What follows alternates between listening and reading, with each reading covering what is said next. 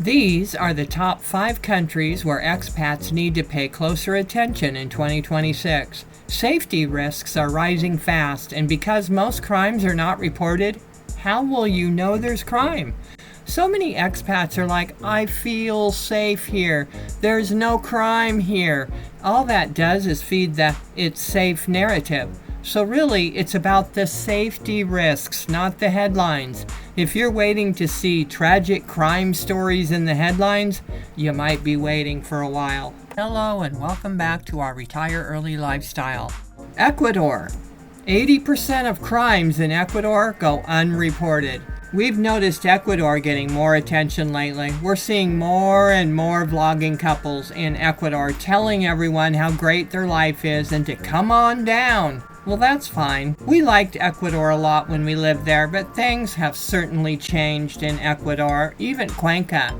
Now, we can certainly understand why, at least superficially, people would want to move to Ecuador. It is still considered a low-cost country. It has a laid-back lifestyle, and the people are great. But Ecuador has increasingly gotten more crime-ridden, unfortunately. We were warning people on our videos that they were going to see higher crime rates in Ecuador back in 2021. We don't have a crystal ball, just a variety of inside sources and a proper, diligent attitude towards the truth. What has changed in just the past handful of years is there is more organized crime, extortion, and increasing street crime in general. This week, the U.S. State Department added another Ecuadorian gang to its list of foreign terrorist organizations.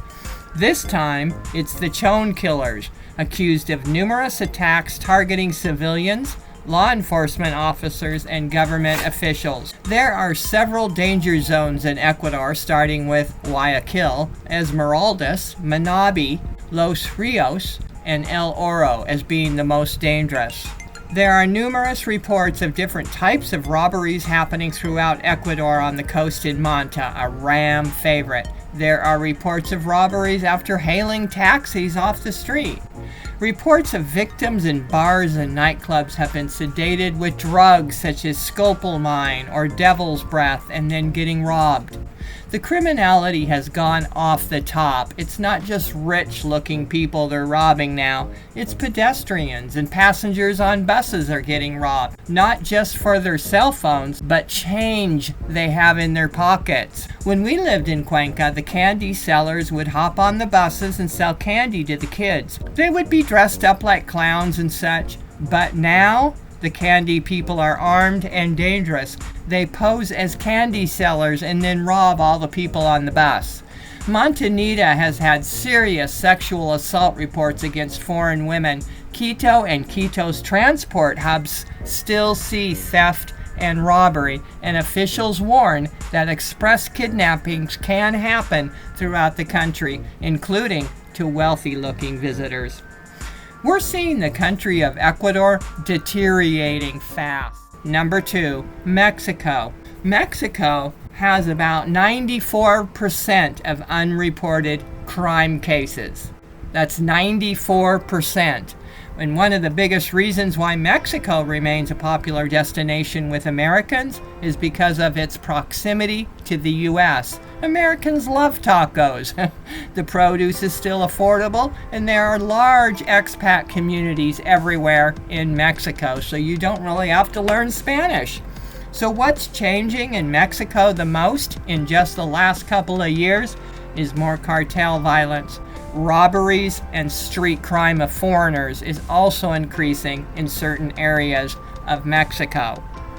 Recent crime news against expats in Mexico is increasing as well. In expat news, about 4 months ago, there was a cafe robbery, shoot 'em up in Mexico City.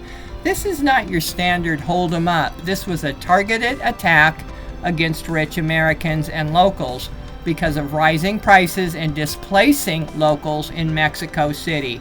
On a personal level, we experienced 3 kidnapping attempts in 3 years while we were living in Mexico. Imagine that. Personal testimony. We decided the risk was just too high and we won't go back. Gentrification in Mexico has been going on for some time now, but you don't hear about it too much because they don't want you to know. So back to the cafe robbery. Cafe holdup. What a viral robbery in Mexico City's wealthiest neighborhood says about Mexico City in 2026.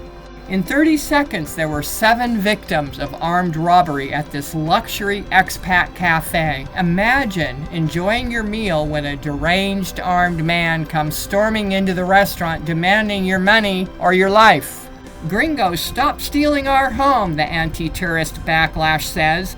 The Lomas robbery happened amid widening tensions between international tourists and Mexico City residents.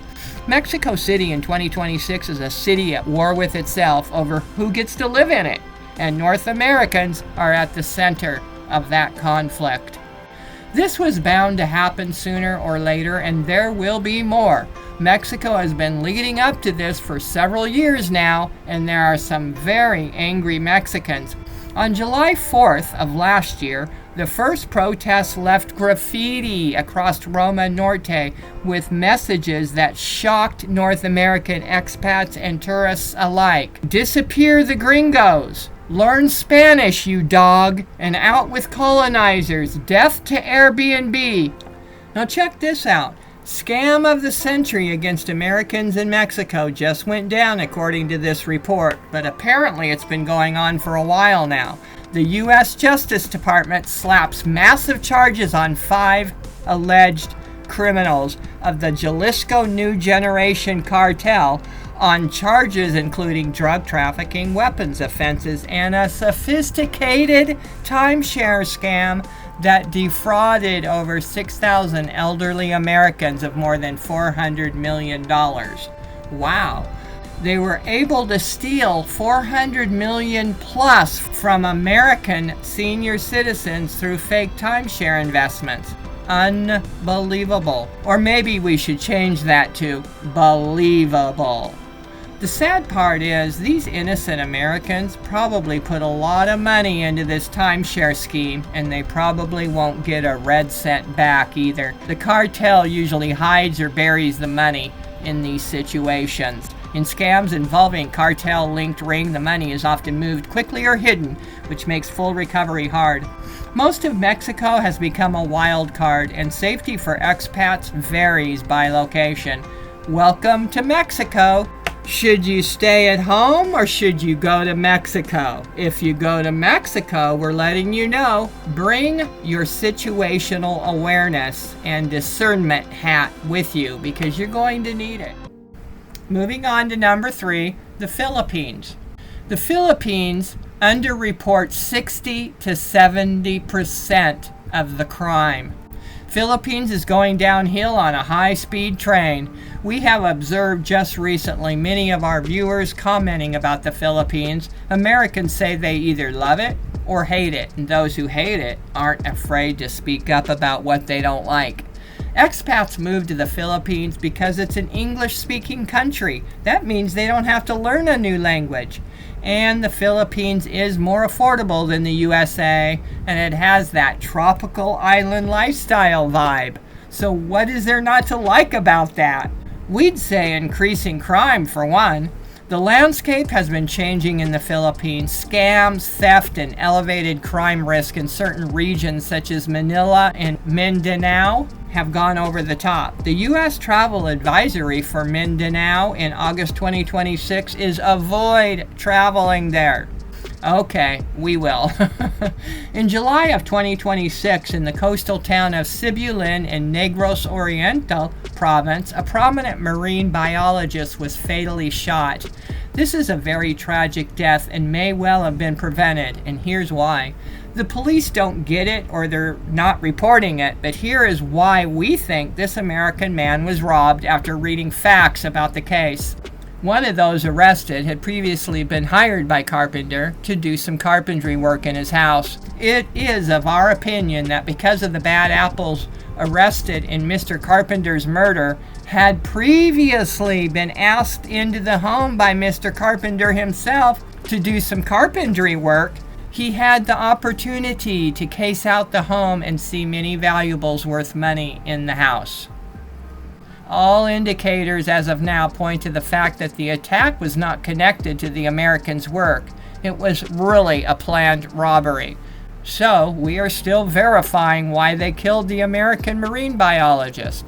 Well, because he had a lot of valuables in his home. That's why. We just talked about this in a recent previous video about how allowing strangers, such as handyman and techs, into your home, and even maids, house cleaners, to repair or work on something can be really risky for expats because it gives the bad apples a chance to case out the scene and see what valuables that you have. And then they can come back and steal them later. And this is exactly what happened in the case of this marine biologist. Many expats, and I mean many expats, are getting robbed left and right in the Philippines and in nice neighborhoods. And this is a country that has been touted as quite safe in times past. So here's some of the things that have just happened recently. On August 5th, 2026, they got robbed. Now, in most of these robberies, the victims were behaving naively. They're talking about finances really loud in front of people. They're pulling out wads of cash at a local mercado. They're flashing high-end cell phones and what have you. This kind of behavior increases exponentially as the vlogosphere ramps up, as it is doing on the Philippines. And many inexperienced Westerners end up going there and voila, an unheavenly match. And here's another very recent crime against an American expat. American man dies after fighting back during a robbery in Rizal, Philippines. Apparently this guy was resisting the perp, something you do not want to do when the bad apple is armed. And then you have your expat enclaves where the bad apples know rich people reside there and they usually have valuables and cash lying around. So yes, crime is up in the Philippines. Violent robberies target foreigners in Manila's wealthiest districts, alarming diplomats. If you want to know more about recent robberies of American expats in the Philippines, just put "robbed in the Philippines" in the YouTube search engine. Then change the filter to just 1 year and have at it. You'll be watching videos all day about crimes against expats traveling to and living in the Philippines. Moving on to number 4, Colombia. Colombia has an unreported crime percentage of 77%. Most American expats move to Colombia for the nightlife, the climate, and the affordability, and in that order.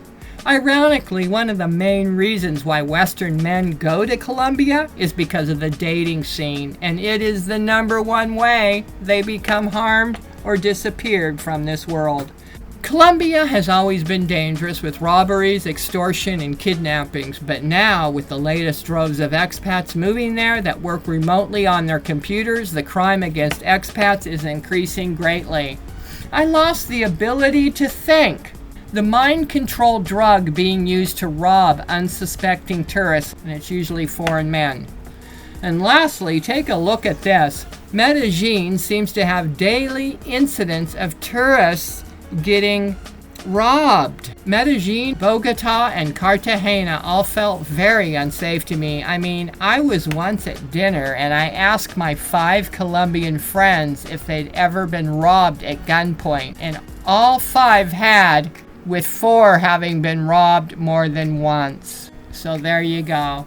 I just don't think we need to say anything else about targeted expat crime in Colombia. If you travel or move there, beware, you're a target. Moving on to our last country, Brazil. In Brazil, about 68 to 70% crimes go unreported. Why do expats move to Brazil anyway? They go for the tropical beaches, the culture, the big city life, and the affordability. It's still more affordable than the U.S. Crime is up in Brazil, and street crimes are also increasing against the foreigners that live there.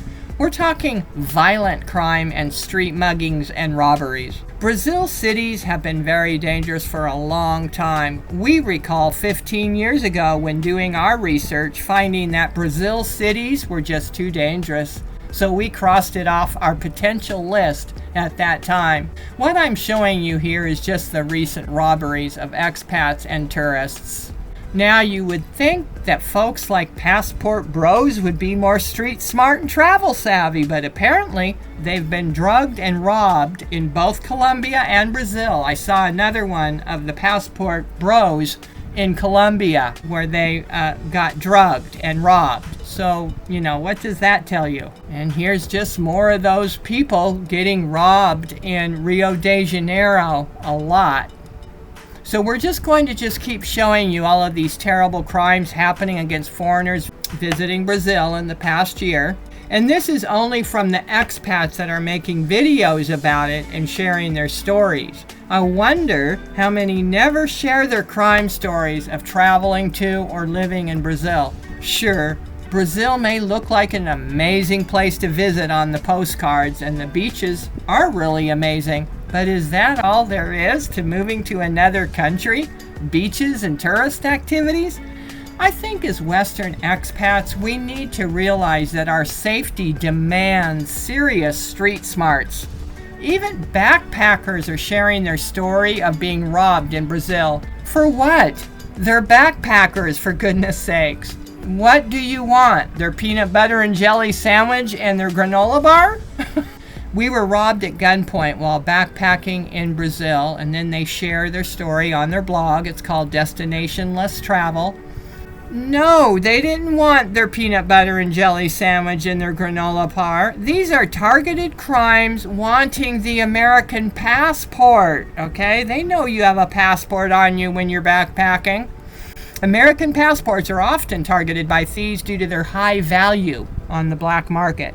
That's why we make these videos for you, to show our audience that the biggest warning signs right now for Americans in targeted crime are the expat countries we just talked about: Ecuador, Mexico, Philippines, Colombia, and Brazil.